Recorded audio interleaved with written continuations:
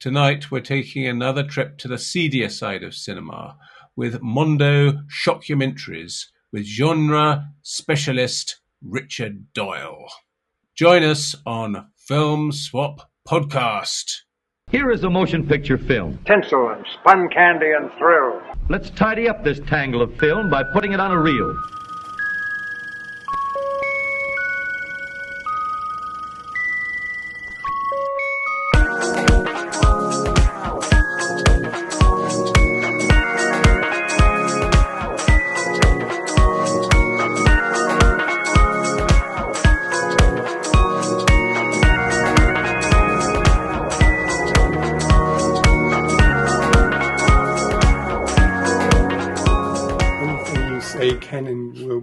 Against you, so as of right now, so be careful.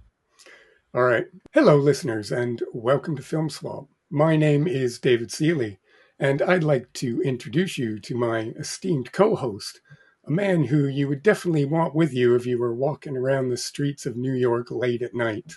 He's the ecstatic gaucho himself, and his name is Mr. Jonathan Pritchard Barrett. Jonathan, how are you? I'm very well, yeah. I've got my microphone and I'm going to be interviewing random strangers. Well, it's the strangest thing. This like a 14-year-old girl was just wandering past and she kind of stared for a couple of minutes and then just wandered off. I don't know what all that was about, but we'll perhaps shed some light on that later on in the show. But first, I'd like to introduce a returning guest. Our good friend Richard Doyle is back with us, our resident genre guru, as we call him. He's very much well-versed in the ways of the exploitation film. And tonight, we are going to be talking about the grandest exploitation films of all time. Richard, how are you? You're coming to us from Winnipeg, Manitoba. I'm good. Good to be here.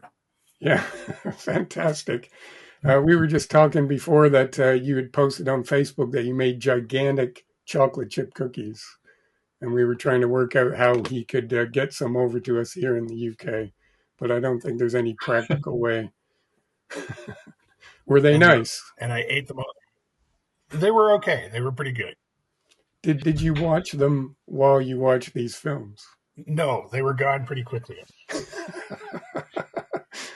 Okay, well, they look pretty tasty, and I hope you enjoyed those. But tonight, we are talking about Mondo documentaries. I thought it would be fun as a subject matter to talk about exploitation documentaries, or what they're sometimes known as is shock docs, or shock documentaries, because these are documentaries that kind of purport to be serious examinations of some social phenomenon, but in fact, they're really just,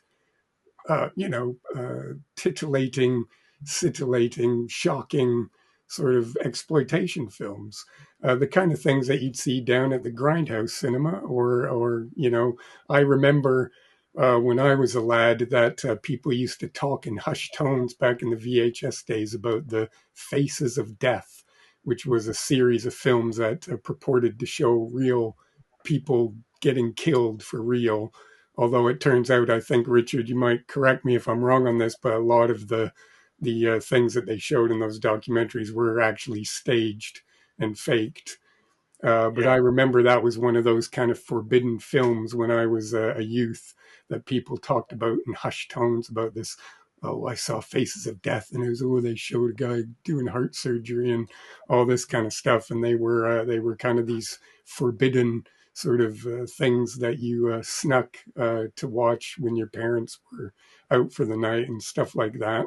And they're quite a fascinating subgenre of exploitation film and of documentaries, I suppose, as well. And I think you could trace them back as far back as like those old kind of nudist camp films that they used to do in the sort of 30s and 40s, where, they purport to be these serious documentaries examining this fascinating social phenomenon but what they really were was just an excuse to go to the cinema and see naked women playing volleyball and or tennis in the middle of the woods and things like that. And I would definitely recommend people go and check out the Kino series, the Forbidden Fruits, that they're doing in conjunction with the Library of Congress, where they're doing these old hygiene films, like sexual hygiene films and things like that, that are all sort of supposed to be sort of serious documentaries about these social issues, but they were just there to titillate people and give them an excuse to see these things in the cinema.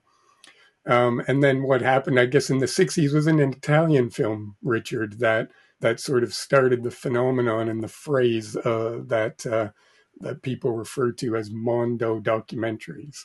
And I was looking up today. Apparently, Mondo just means world in Italian, but that can't kind of stuck as a sort of a term for these types of films. There's lots of really sort of classic ones.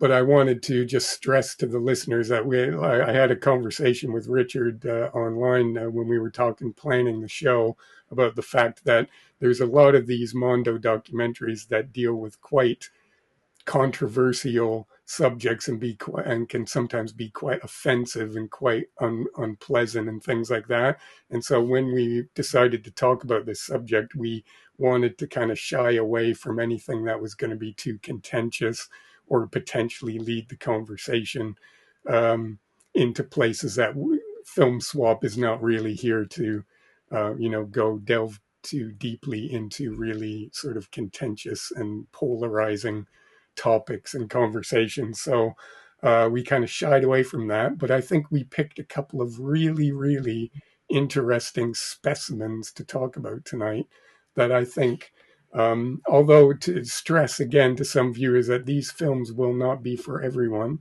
and they're certainly not for children, but they are both actually quite interesting documents, and I think there's some value to be gained from having a look at them because they're very interesting films. We were going to start out, we're just going to present the films in chronological order tonight. We are talking about two films. One is called The Killing of America. And then in the second half of the show, Richard picked a film called Mondo New York, which was a really quite something, quite an experience, to be sure. And so that'll be an interesting conversation in the second half of the show. So Richard, just before we dig into The Killing of America, I just wanted to maybe hand it over to you to talk a little bit about some of the history, if you could, of these types of films.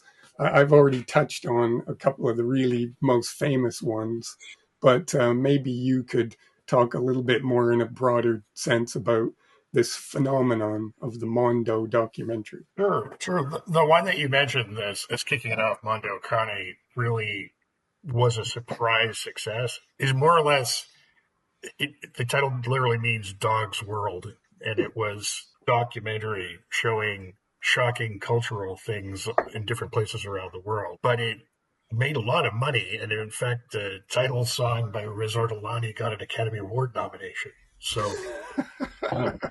people saw dollar signs, and the people who made it, Galtiero Jacopetti and Franco Prospero, made a Mondo Carne 2, and then Women Around the World and Slavery Around the World. And that sort of kicked off a whole flood of these films that you could, if you look around the late 60s, quarters of the late 60s, there's ones on witchcraft, lots of ones that are little things around the world that are basically just thin excuses to be pornography. Russ Meyer made Mondo Topless about clubs in San Francisco. Yeah. And it sort of spread into the 70s. The pair responsible for the original film eventually made Africa Dio, eventually called Blood and Guts, Africa Blood and Guts, when it was released in North America, that purports to show real footage from various revolutions around Africa that they apparently stumbled upon. Right. Like a found footage kind of thing. Yeah. Which was very controversial and got them in court in Italy because the accusation was that they'd staged real deaths to make this film, which was never proven.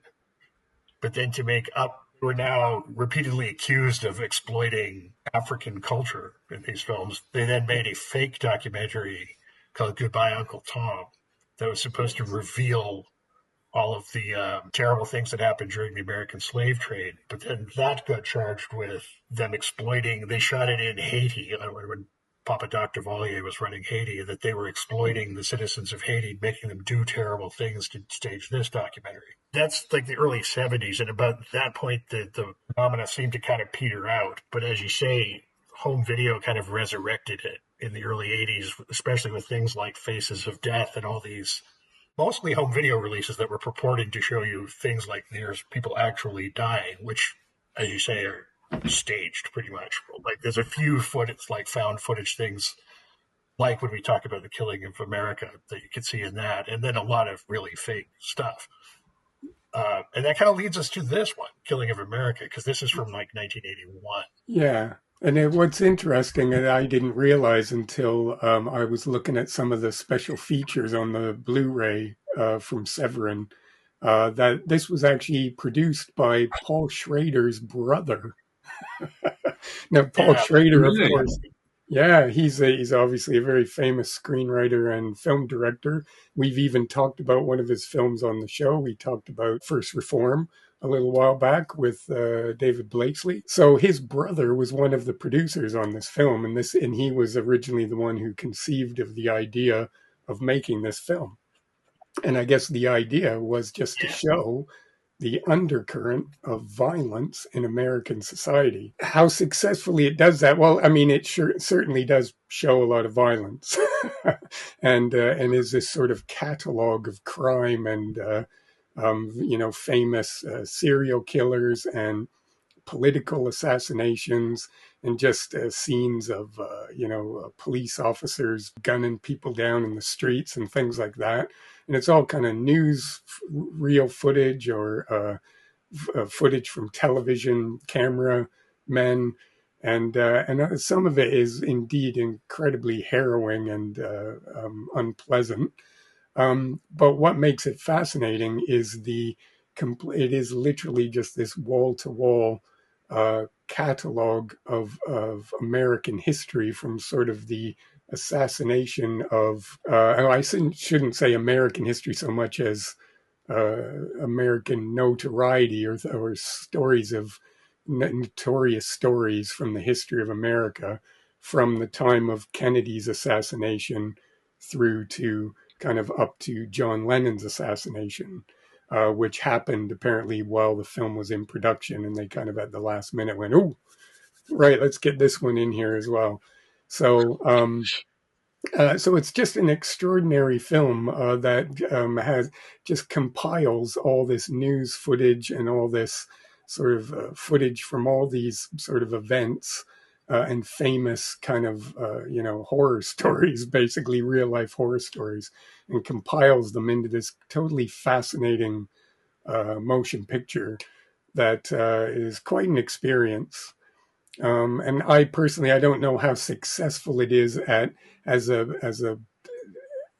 tool of analysis of these phenomenon. What I found watching it was that the fact that when you watch there's actually on this Blu-ray, on the Severin Blu-ray, there's actually two versions of the film. There's the U.S. theatrical cut, which apparently was only screened once, and it never got distribution in the United States because it was just too extreme, and they decided they couldn't get a distribution deal for it. But there was also a version that was shown in Japan that's about sort of 25 minutes, a half an hour longer.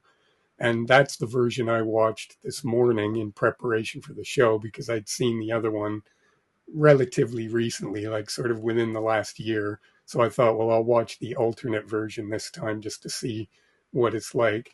And it's actually, I would argue, it's actually the better of the two films, because I think it actually delves a bit deeper into some of the underlying issues. It talks about the Vietnam War. It shows some of the things like the episode at Kent State. it talks about gun control, and it talks about some of the sort of underlying sort of mental health issues and sort of economic issues and things that contribute to a violent society or that are happening out in the streets and amongst normal people. So I think I would point people to watch that Japanese version over the American one, because I think it's a little bit more fleshed out and is a little bit more. It's better at getting its points across as an examination of social unrest. Jonathan, is this the first time you've seen this? Presumably, you hadn't seen this before. I hadn't seen either film. I hadn't really heard of the Mondo genre of films. Okay. And so that was, I mean, you mentioned that we were going to do this Mondo thing, so I sort of looked it up. And now I guess I only looked it up after watching this, and it sort of made more sense when I heard it was a sort of, especially when you introduced it, Richard, as an exploitation sort of genre, because there's a lot of quite sort of grisly and gruesome stuff in this first one, The Killing of America. And as you say, David, there's not an enormous amount of analysis, and I don't feel like I learned much about why this might be happening. Apart from, I mean, he does say it's an American problem, but he doesn't really tell you why it's an American problem in particular. I mean, you know, funnily enough, on the Wikipedia page for the film, it's at the bottom. It's got "See also Bowling for Columbine," and that's a film that sort of tries to give you more of an analysis of why this might have happened, which you don't get in this one, well, not in the American release anyway. And but yeah, it's really interesting. It's a sort of it's a pretty intense ride. Lots of sort of sort of sad events and sort of gruesome events, and some of it I knew about, and some of it I didn't. And I guess there's the sort of well-known ones like, you know, shooting of Robert Kennedy and both Kennedys, and John Wayne Gacy and Ted Bundy. But then there's other people I'd never heard of before, yeah, it's extraordinary stuff. And one of the things I really liked about it is it's all narrated by Chuck Riley. I don't think I'd heard of his name before, but he's got a great voice. I think he's a bit of a legend, isn't he? Yeah, he did a lot of trailers and things like that, so he's quite a recognizable voice. If people have seen a lot of film trailers in the sort of that period, sort of 60s, 70s, yeah, he had quite a distinctive voice. And yes. So yeah, he's quite instantly recognizable.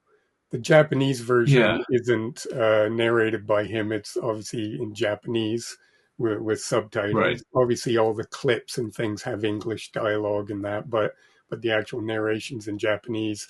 And apparently they asked the guy to try and mimic Riley's voice. So really? Wow. He was trying to try a little bit to sound like him, which is quite interesting as well. And some of the narration in the Japanese version is quite poetic, especially at the beginning. They talk about America and its rolling hills, and it's, you know, it's a wonderful sort of place where you can, you know, be whatever you want to be. And then it dives into all the carnage and bloodshed and stuff. But it has a very interesting effect. It kind of shows people partying on the beach and roller skating, and everyone's happy. And then John Kennedy got shot, and the whole world changed.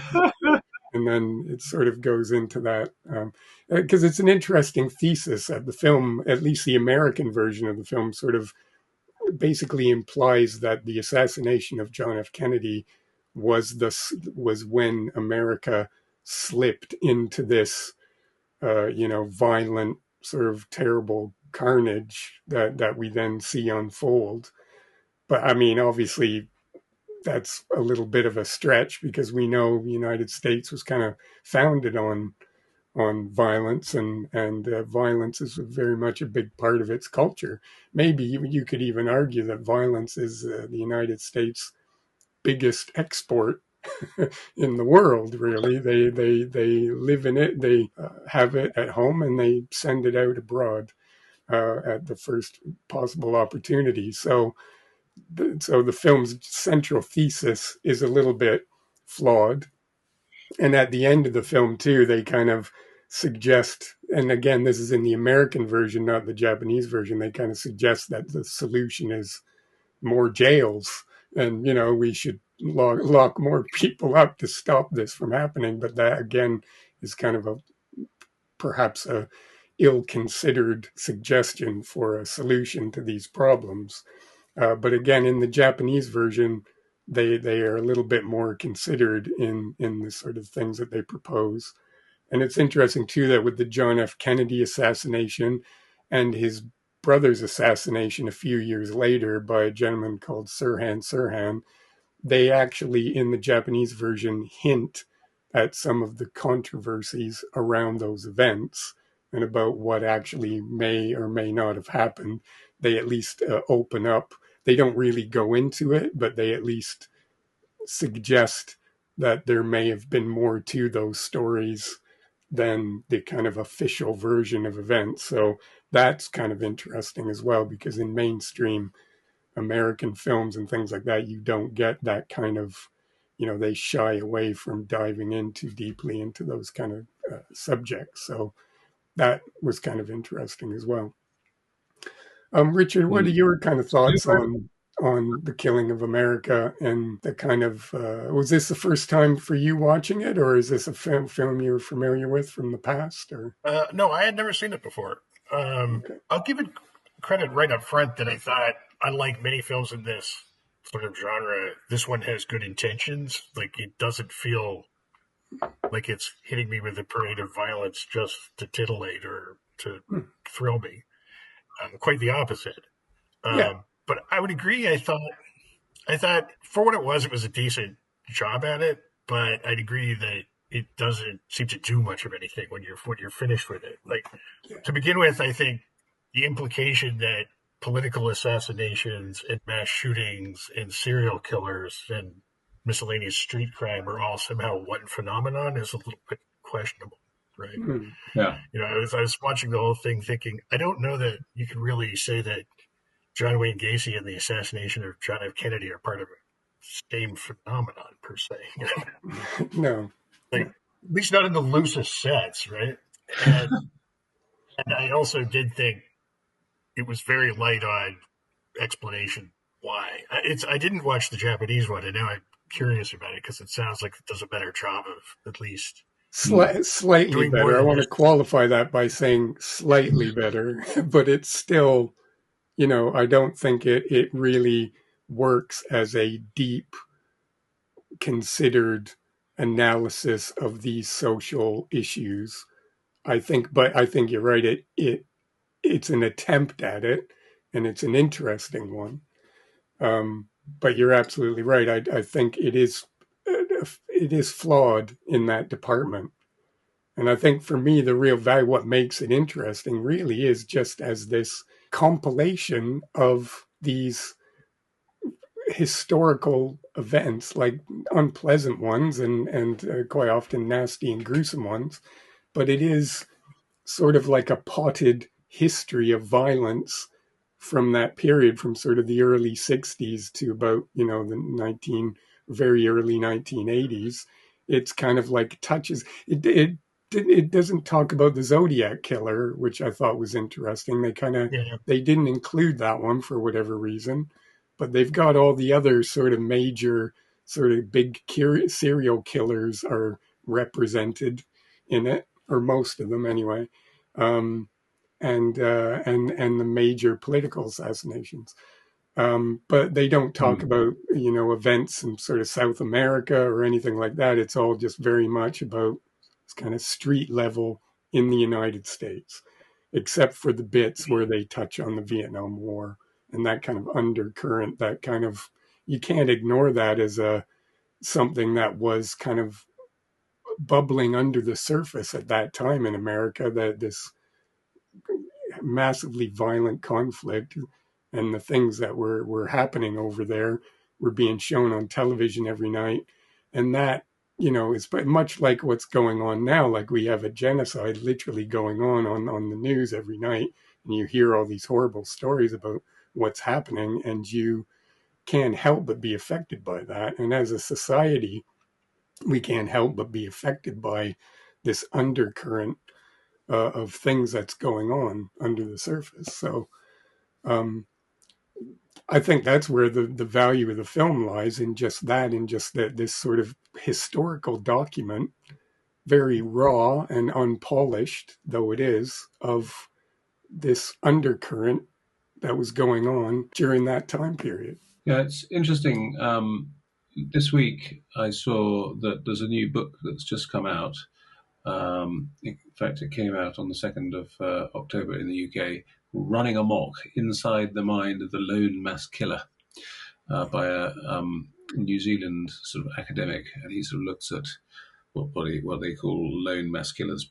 And the sort of Austin Tower shooting was the sort of first modern American one. And there's a film about it called The Tower, or maybe it's just Tower, actually, which came out less than 10 years ago, which I'm quite keen to see now, because it's like the first one that sort of set it all off. And this guy, anyway, according to his analysis, these killers follow a cultural script, that's his term, and which is a sort of similar thing, an idea that sort of takes hold in people's minds. And so that's why he says there's certain things that you can that media organizations especially should do, and which can reduce the likelihood of these things happening. And one of them is not mentioning the names of the people, because they're seeking notoriety. So according to his book, I mean, after the Texas Austin Tower shooting, I think the next mass murder like this was 3 weeks later or something crazy.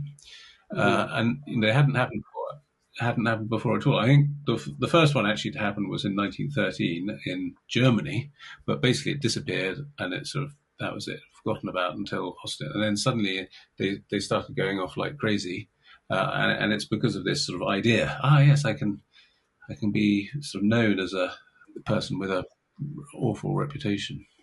One of the mass shooters in this film said that was his motive. Yeah. Right. Robert Smith fellow.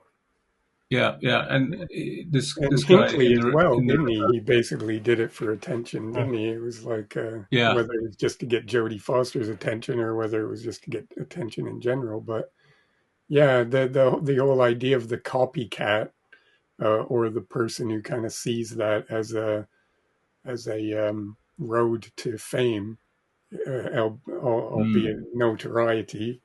You can't ignore that. I mean, we very much live in a culture where people see celebrities and, stars and famous people as kind of this thing that so many people want to sort of aspire to be that. And sometimes maybe in their frustration and whatever else is going on in their life, you can see that somehow that might seem like an appealing sort of way to try and get some attention, and so it's quite a disturbing phenomenon. And how would you say, Richard, I'll go to you first, about in terms of the cumulative effect of watching this hour and a half, or in the case of the Japanese version, almost 2 hours of this relentless catalog of violence? How would you say it makes you feel watching the film? Yeah, it is a very grueling experience. One of the criticisms I might make of this film is, since it does seem to have good intentions, it's probably more graphic than it needed to be. Like, there are some incredibly graphic shots in it that I thought, if you're just trying to make a point about the spread of violence, you don't really need to show me this much, right? Like, a lot of like sort of injury detail, and there's even towards the beginning of the film, I can't remember how much they showed in the American cut of the film, but certainly in the Japanese version, they have this prolonged scene that they went out and filmed in a mortuary and showed Oh, autopsies being yeah. performed. And it was on a particularly busy day, and there was a whole room of, bodies, and they showed in great detail people performing autopsies on these murder victims and things. And it was really, really unpleasant. and and you're absolutely right that a little, I mean, you don't want to be too squeamish when you watch this film. And if you're really, really Okay. sensitive to those kind of things, then you definitely don't want to watch this film. But you are right, Richard, that it does kind of over egg that a little bit. And I think that's where the kind of the exploitation aspect of it comes in, because I noticed even when I was looking at some of the supplements on the disc, even the trailer for the film shows really graphic injury detail and things like, and pictures of dead bodies and stuff. And you think, that they are using that as a kind of a hook to get for someone who, if like, if anything, for most normal people, I would have thought that would be a put off. But I suppose for some people, it's like a draw to kind of go, come and look at this because you're going to see this kind of stuff. So yeah, it's, I agree with you. I think they kind of, at times it's a little bit much. And Jonathan, what Yeah. about you in terms of how did you feel after watching a grueling hour and a half of Killing of America? Grueling hour and a half. Yeah, in my notes I wrote one grim story after another, Yes. and felt a little bit queasy.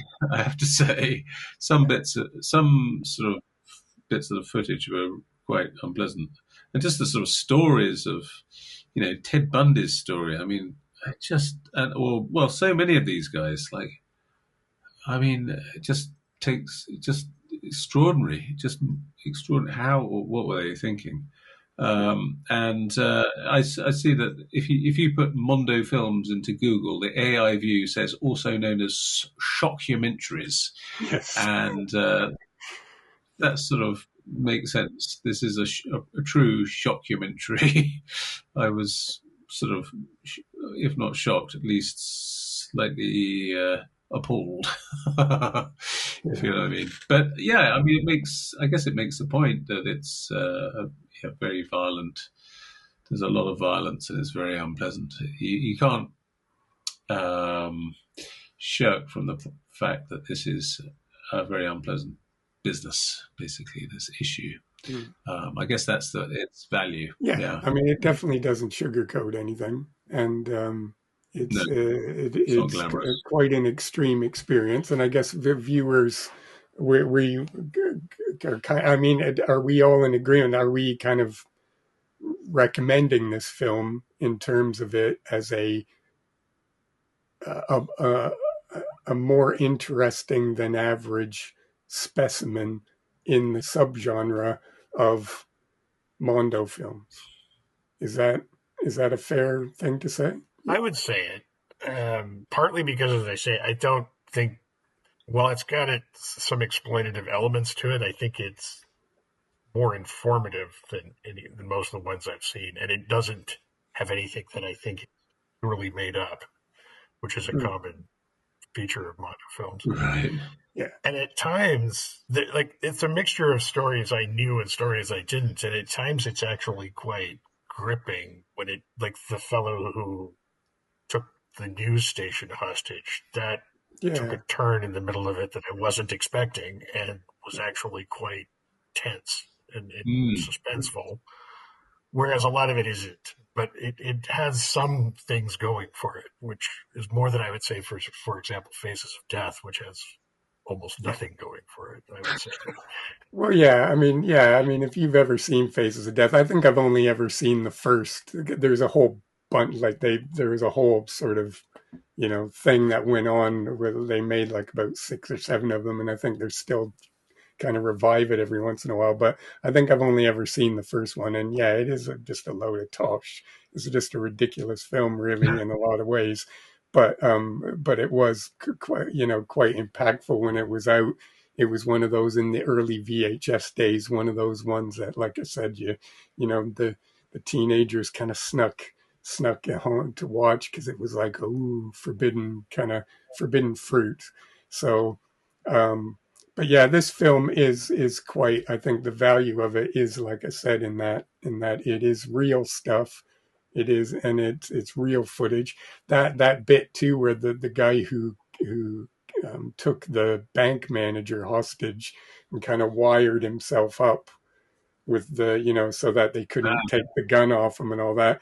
Just an extraordinary story, and that went on for 3 days. And you just think that poor man who had the gun at the back of his head for unbelievable. And they quite often show his face, and you just think, God, what is that poor guy going through? Just while this guy is ranting and raving, and you just really, at any moment, you must have thought that guy must have just thought, I'm going to die, and so stories like that, like, it is quite gripping and harrowing in certain parts of it. Definitely just an interesting film, and I struggle because when I kind of thought I'd like to do an episode on this theme, but picking a film is going to be really tricky.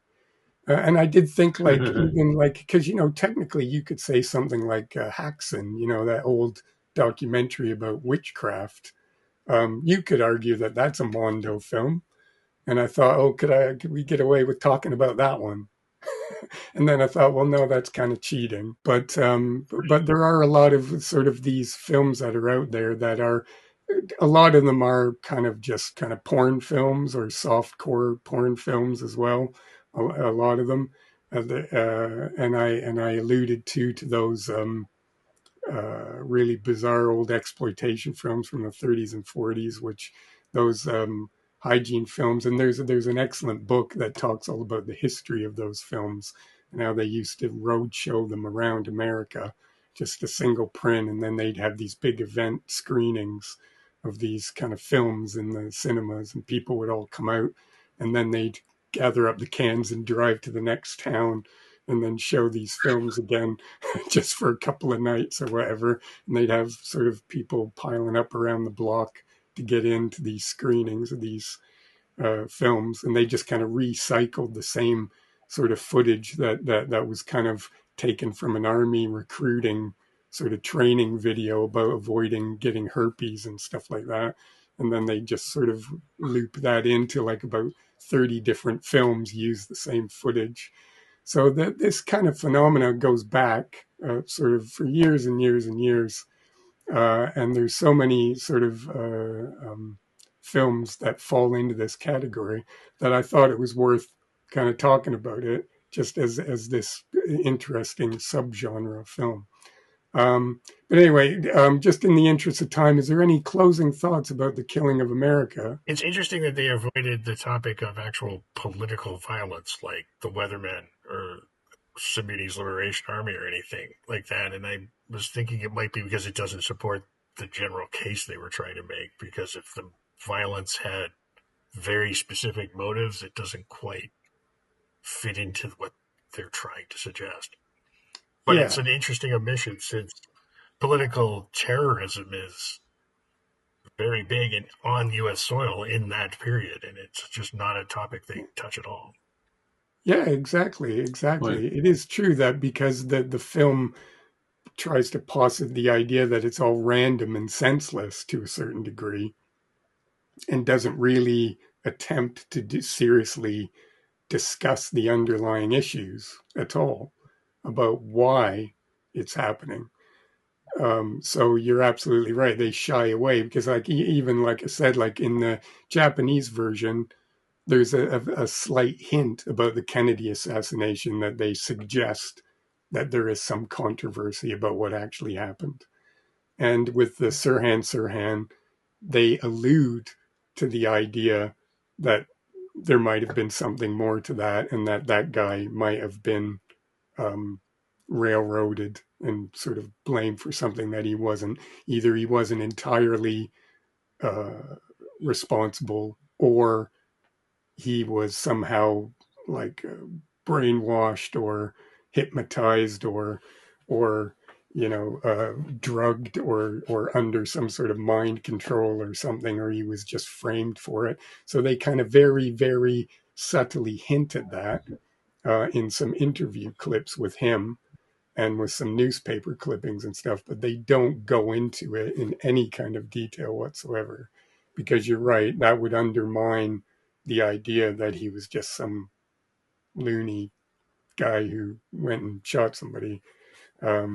So yeah, there is. I mean, this film brings up a whole lot of stuff that you could deep dive into. I think in the JFK bit they do mention that there was possibly another shooter. I think that one they do, but I can't remember. I mean, it was such a torrent of murders that it was difficult to sort of remember the finer details. Well, and I will qualify with what I'm saying too, in the fact that I saw the American version probably about a year ago, like fairly recently enough that I thought that it would be more interesting to watch the alternate version.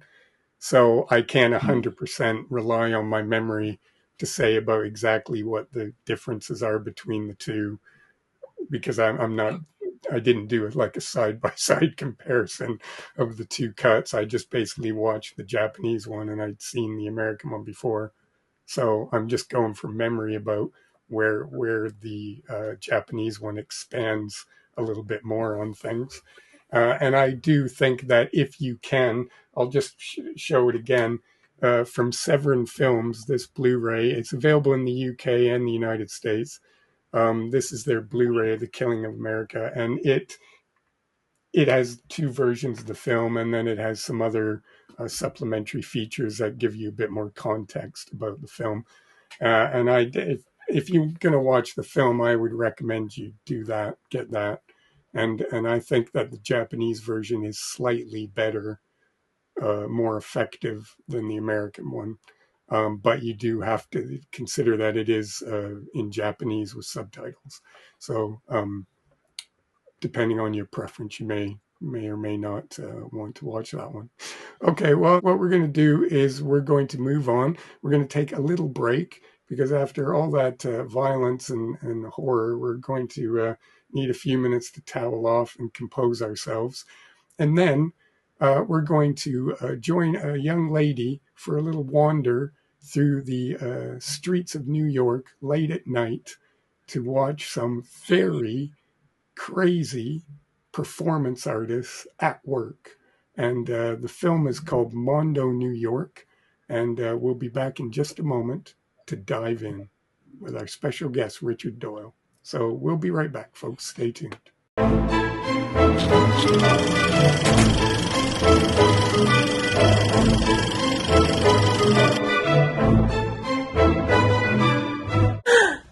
Hey film nerds, Film Swap is now on Letterboxd. It's where you'll find capsule reviews for every film we've covered on the show, plus themed lists based on each of our episodes, and our Essential Cinema list featuring the films we think are absolute must-sees. You can explore the themes and dive deeper and even drop your own swaps and suggestions in the comments. Got a perfect pick for one of our themes? Tell us. Follow Film Swap on Letterboxd, hit us with your hot takes and submit your swaps. It's like Criterion Closet, except only more chaotic. Just look for Film Swap Podcast on Letterboxd, or use this handy-dandy QR code. There's also a link in the comments. Hidden gems, forgotten classics. Follow Film Swap on Letterboxd and let's get nerdy. And we're back. Welcome back, listeners. Welcome back, Jonathan, and welcome back our special guest, Richard Doyle, all the way from Winnipeg, Manitoba. You know, I'll be coming to Winnipeg next year. I'm happy to report that my son, my oldest son, is getting married next year. And he lives in Winnipeg. So me and the family will be coming over for the wedding. So, Richard, maybe I can come around and get some chocolate chip cookies off you. Yeah, that's right. Yeah.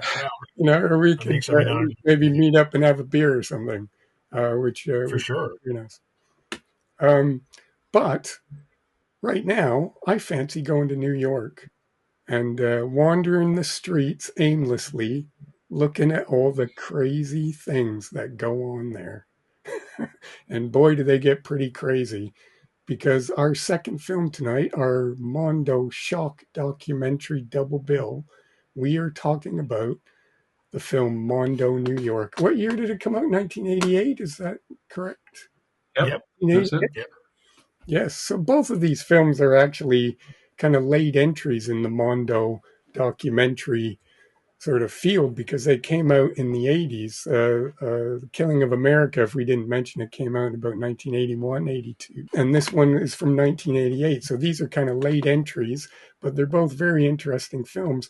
And Richard, this was the film that you proposed for the swap tonight. So I'm going to hand it over to you to give a little introduction to the wonders that is Mondo, New York. I first saw this in around 1990 or so. Rented it on VHS from an independent video store in Winnipeg that had a cult shelf, and we got it off there. I admit, when I started watching this, I figured I might owe you guys an apology. It was wilder than I remembered it being, but it basically stages this sort of linking footage of a young woman visiting New York, I take it, right, and walking around from site to site. And when you say young woman, like, it should be stressed that this girl looks like she's like about 14 years old.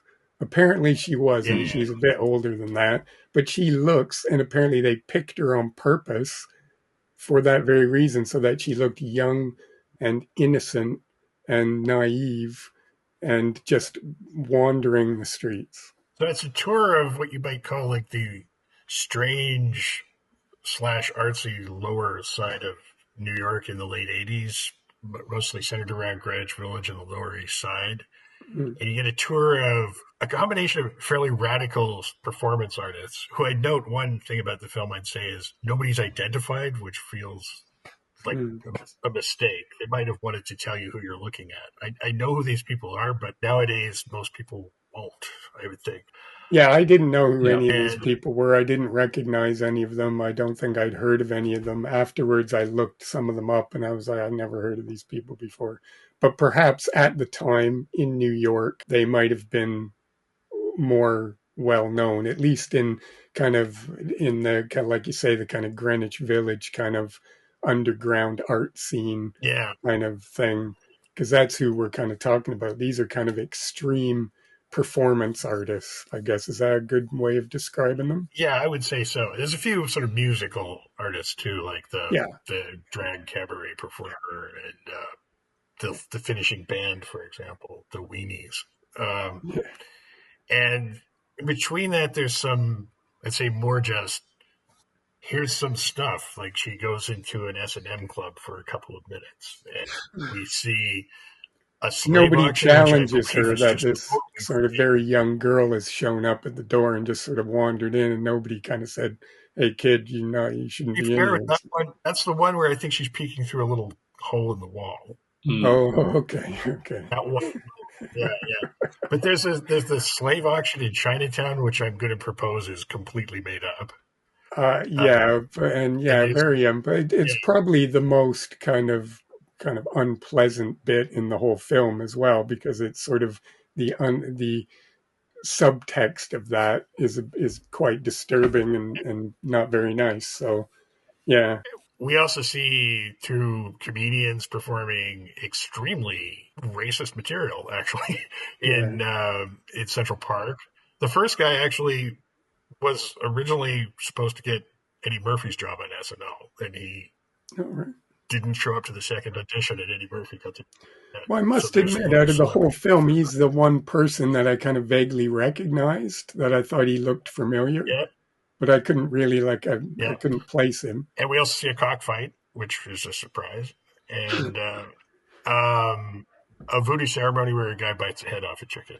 I think I'm pretty much covering the whole range of it. But like, it ranges from people who were very notorious in the time, like Karen Finley, who's the one who covers herself with raw egg and glitter and yells at the crowd for several minutes. She was quite notorious at the time. To folks like Joe Coleman, the first guy who bites the head off two rats and blows his chest up, who I'm thinking might actually be clinically insane. Yeah. Sociopath, They have a really crazy right? interview with him after as well, and he just sort of like, yeah, Yeah. this guy's loopy. In general, I settled on the idea that this is actually a fairly good choice because it's 1988, but it's as close in tone to like the original Mondo films as anything you'll find that isn't from the 60s. In that it's a whole litany of ain't these people weird, and as well as a few things that are clearly just completely made up for the film.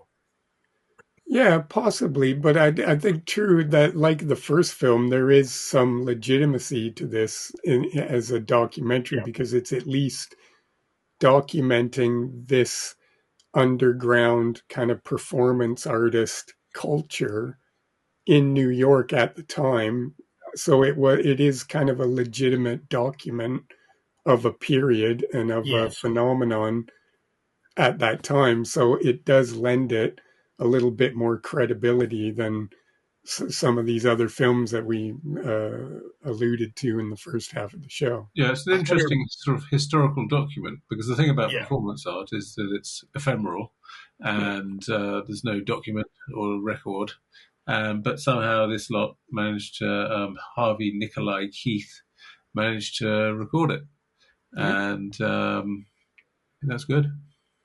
Yeah, I'm sounding more dismissive than I mean to be, and it's mostly because I am actually interested in the fact that this sort of scene did get documented. I'm just questioning the motives of the filmmakers a little bit, right? Since the tone of the film seems to be the young girl walks in and sees one of these things, watches it for a few minutes, and then sneers like, "Ooh," and wanders off to the next thing. So the film seems to take the attitude that this is revolting, right?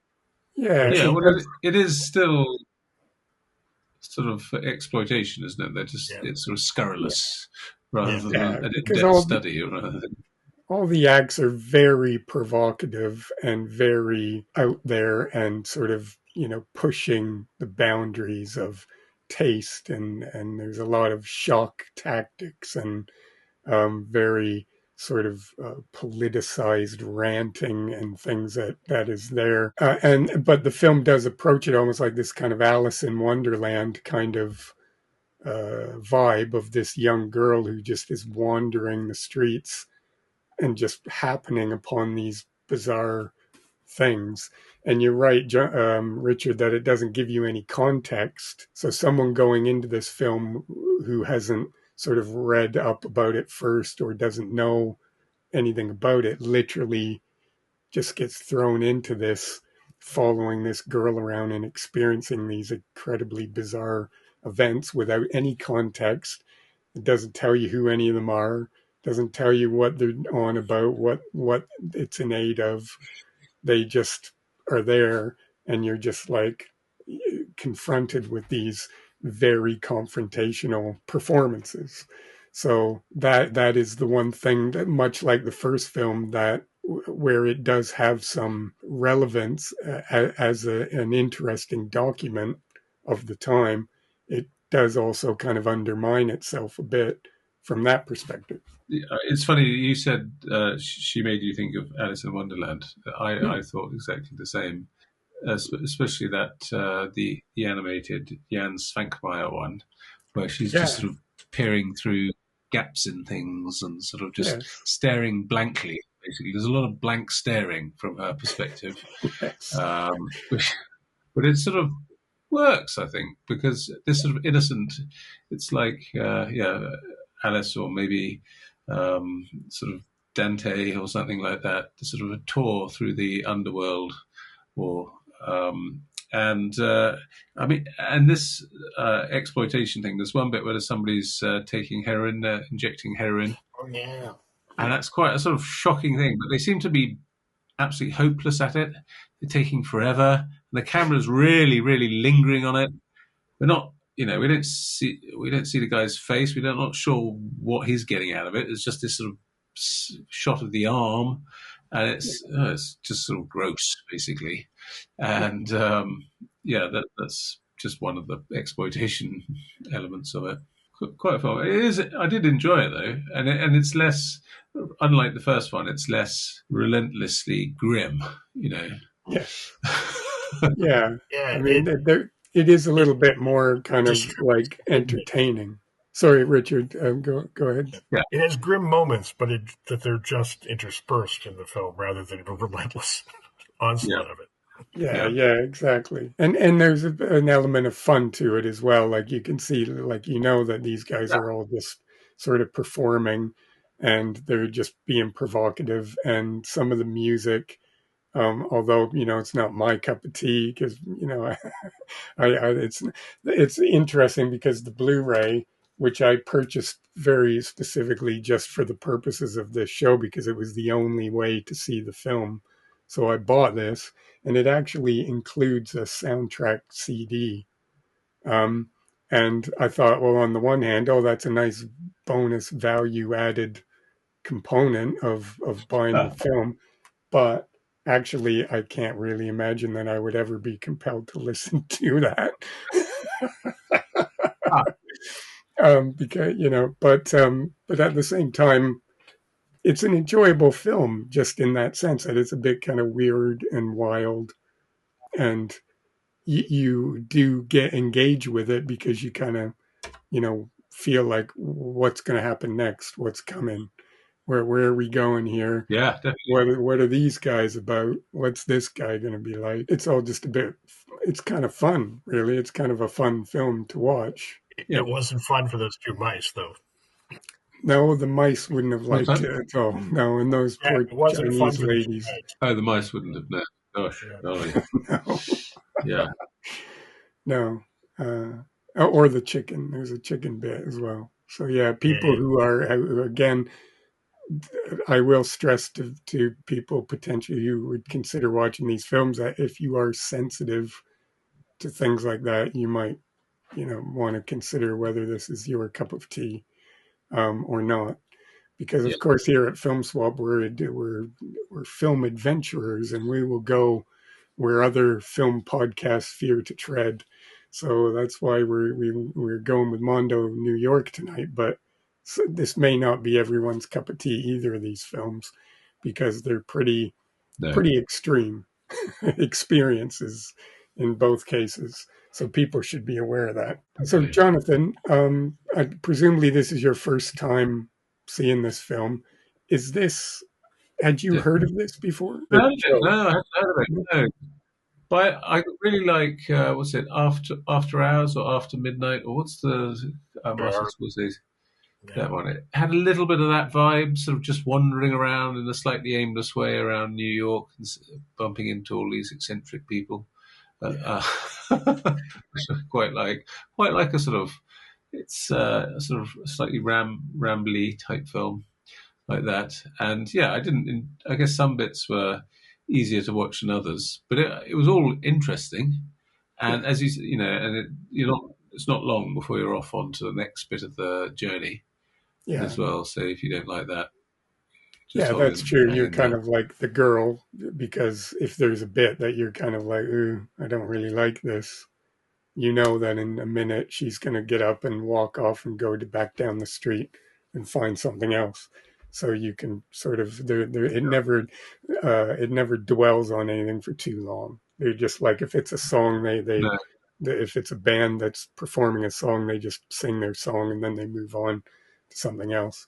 So it is a bit like that. And then in that sense, I really enjoyed it. I thought it was an interesting film. A lot of the stuff's a bit ridiculous, not necessarily my cup of tea, but I just no, kind of went with it and got into the vibe of it, and I enjoyed it. I enjoyed watching it. I thought it was kind of fun and interesting, very odd characters, and it's worth taking a look at, I think. And yeah, especially with a minefield like Mondo documentaries, these two films I think are quite interesting specimens that I think are worth taking a look at, because they're kind of interesting films in their own way and unique films in their own way. yes, So they are something that for people who want to be a bit adventurous and sort of dive in. I think they're interesting and worth having a look.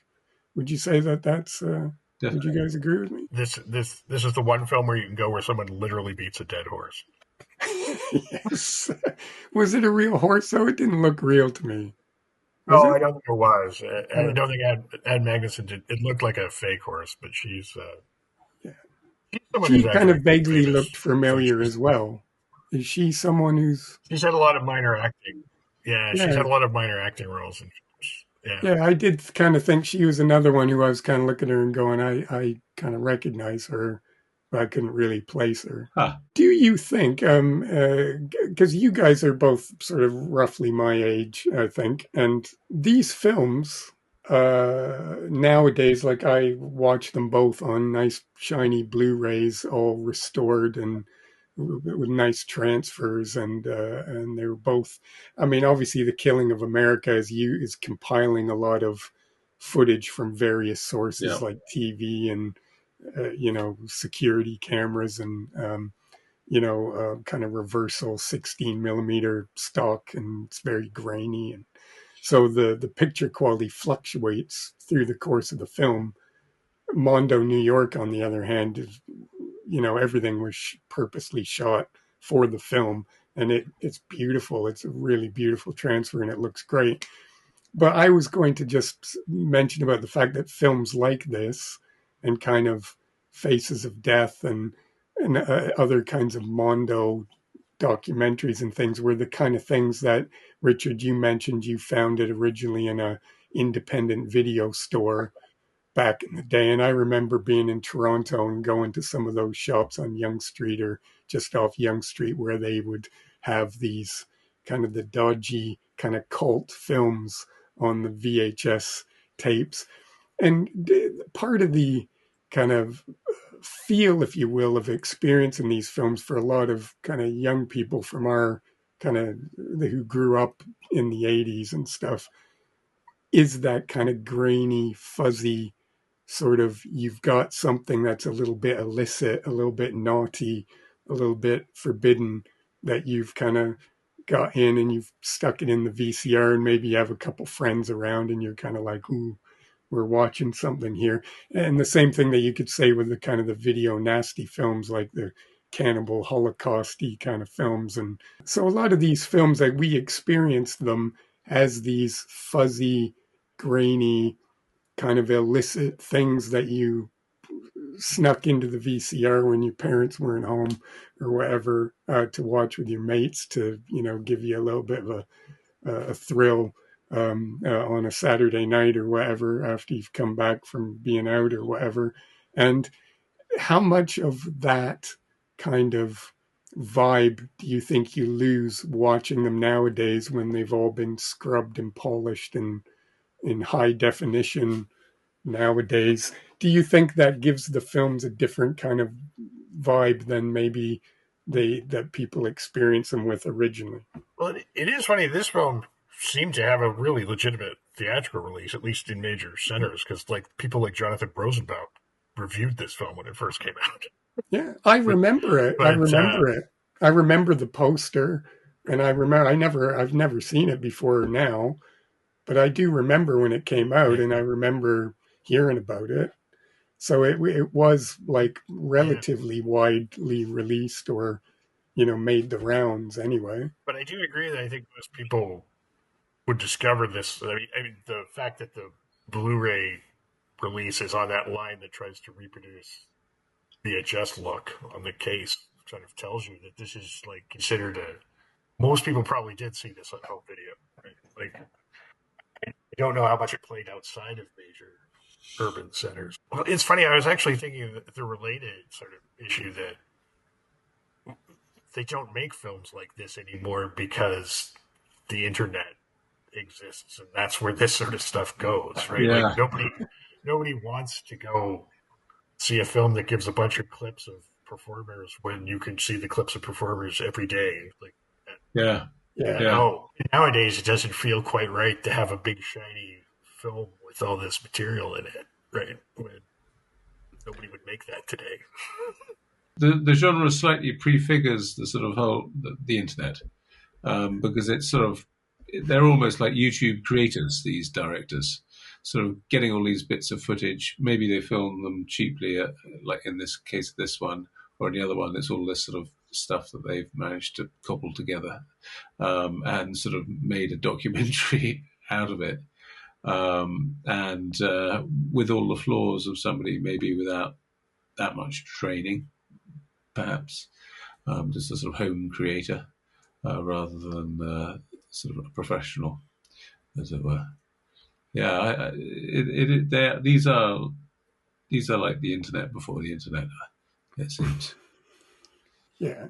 All these people now would be posting. This woman would be putting, egg all over herself on OnlyFans or something, and people would be, paying £1.99 or something to access her website or however that works. But Karen Finley. So what does she have a Wikipedia? That's the name of that woman. Yeah, she's got a Wikipedia page. Yeah, she's a performance artist, musician, poet, educator. And educator. Okay. She's got an extensive Wikipedia page. Yeah, she was notorious at the time because Jesse Helms had her NEA grant taken away.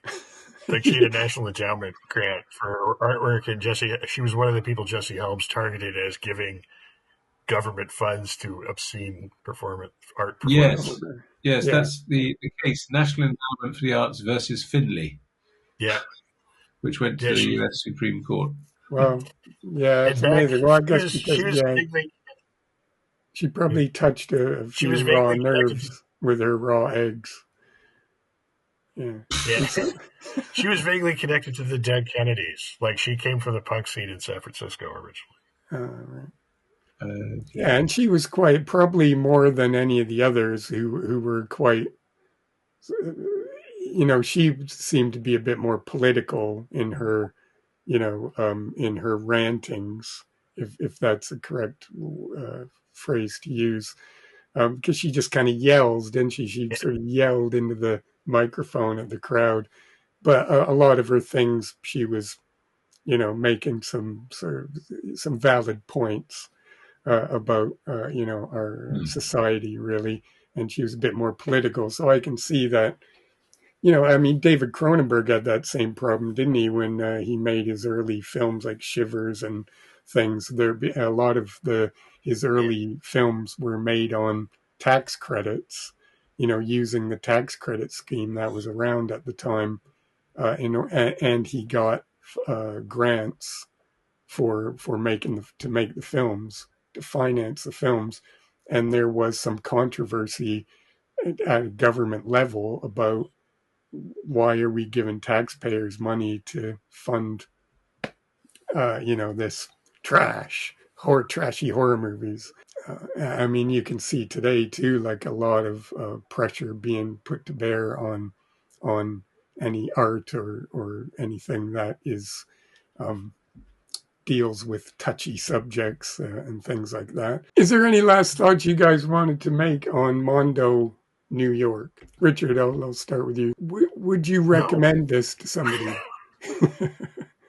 Yeah, I do. I think two conditions. One, if you're actually interested in seeing sort of like what this sort of art scene was like in the late 80s in New York City, you're not probably going to find it anywhere else, right? So that is fairly interesting. And if you're not easily offended, it is fun. Okay, and how about you, Jonathan? Any closing remarks to people who might be considering watching Mondo New York? Well, it's a weird and wonderful trip, isn't it?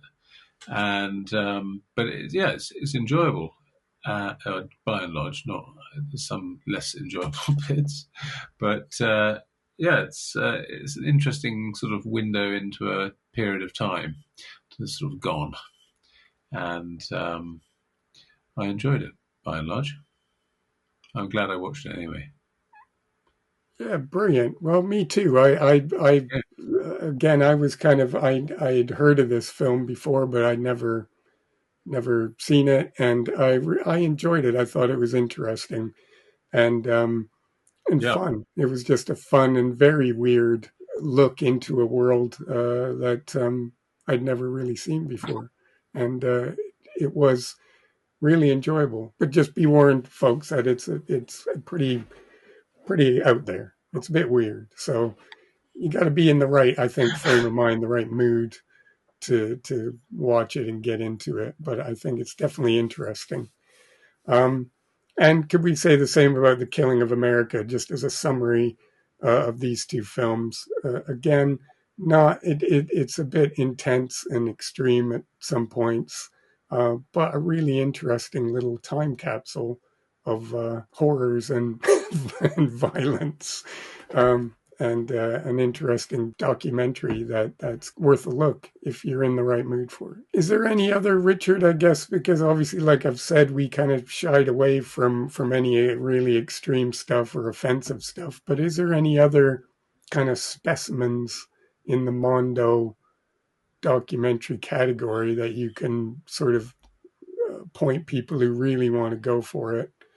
Is there anything that you might want to point people to say you might want to look out for this as well? You can always go back to the original Mondo Cane, right? Like, it's so old at this point that what is in it that was considered daring at the time is not really daring anymore, but it gives you a good idea of like what the genre is like. Part of the problem with like pursuing the genre in any depth is that most of the films have sort of vanished into the edges of like obscure DVD releases, so they're very hard to find. But the ones produced by the pair who made Mondo Cane are easy to find and go as far as you want down that rabbit hole, understanding that it ends up in some place pretty extreme.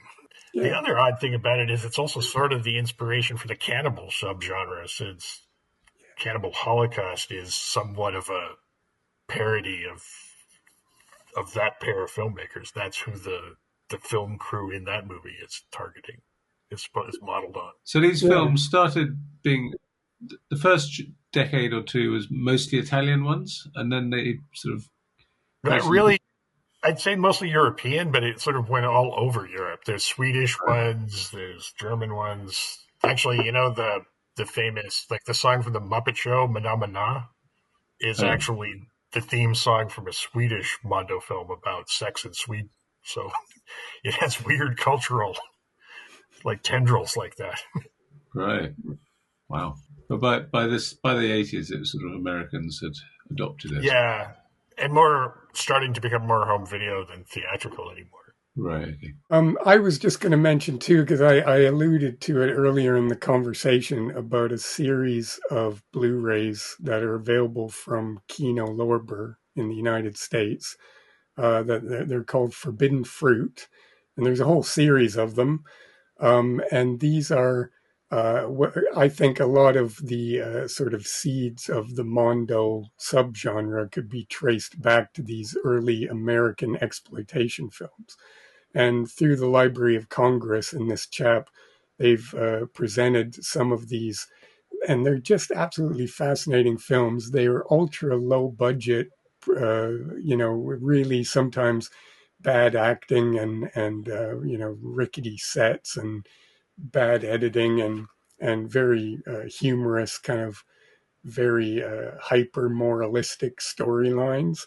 But some of these films are just absolutely fascinating sort of time capsules of the kind of the attitudes and mores of America at the time. And I think some of them are really, really interesting and worth looking into. Some of them just for their kind of kitsch value, because they're just so ridiculous that they're very, very funny and amusing. And others just because they do sort of give you a sort of an interesting alternate kind of history of American film at the time. And I would also highly recommend the book that goes with it, that was written by the guy who produced that line of Blu-rays. It's a book called Bold, Daring, Shocking, and True. His name's Eric Schaefer. And this is like sort of a history of the exploitation film in the United States in the sort of 20s, 30s, and 40s. And it explains about that kind of roadshow distribution system and the different sort of types of films and interesting kind of stories and stuff about the productions and the whole kind of culture around the making and dissemination of these films. And this is a really fascinating book if you're into film history or just kind of social history. I really recommend that you check that out and go and check out some of those Blu-rays because they are really, really fascinating and a lot of fun. Some of them are very, very funny. And so you could go and check some of those out as kind of a thinly connected to the thread that we're talking about on the show tonight. Jonathan, any other recommendations that you wanted to make? I know you said you weren't really that familiar with Mondo films before we talked about them, so I'm not.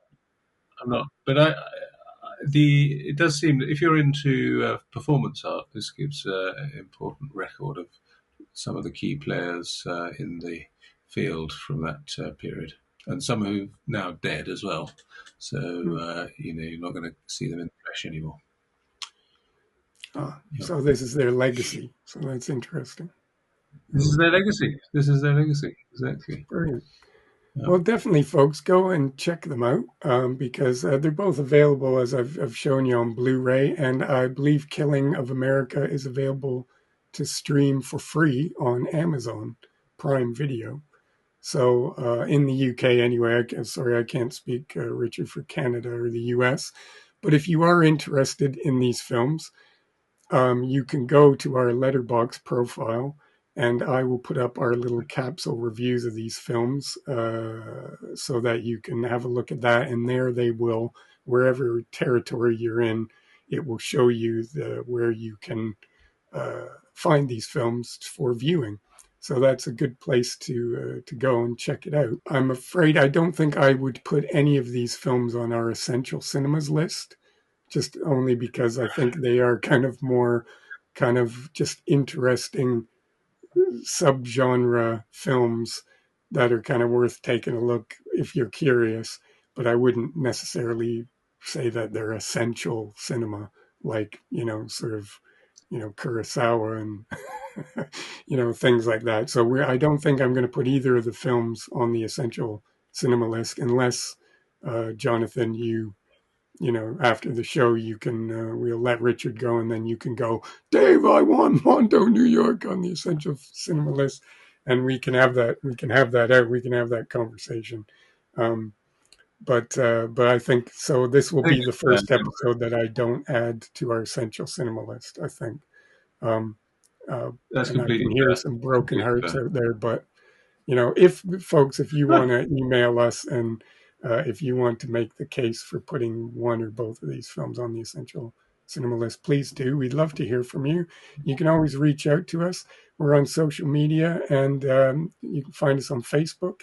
Richard, you're on Facebook, and folks, find Richard Doyle on Facebook if you're interested in cinema.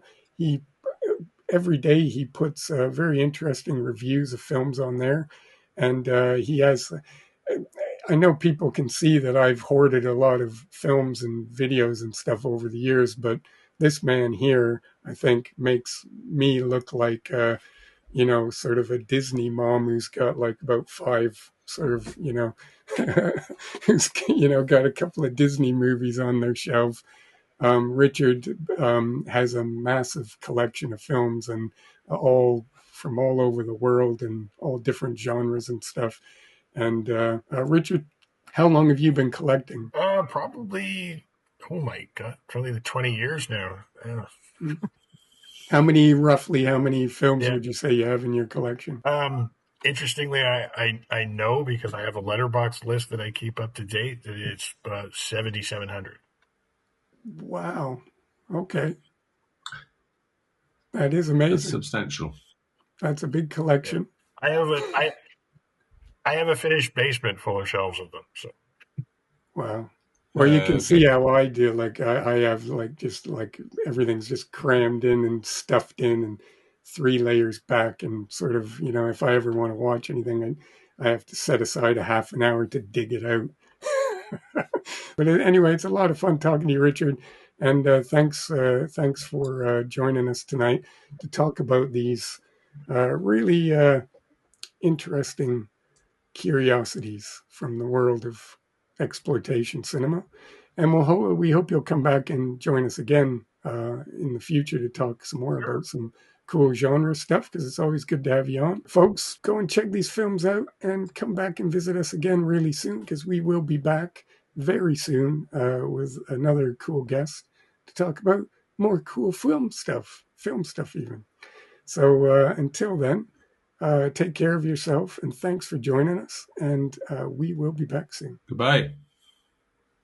Thanks for listening to the Film Swap podcast. If you like this podcast, please consider giving the show a rating or leaving a review.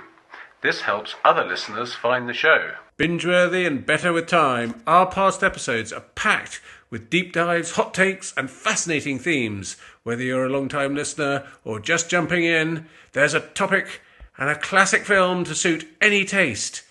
Explore the Film Swap back catalogue today. Learn more at filmswap.uk. It's amazing what a full stomach and a little soap and water can do, isn't it, Captain? Yes, ma'am. It sure is. Tinsel and spun candy and thrills. Oh, the things these nerdy middle-aged men get up to.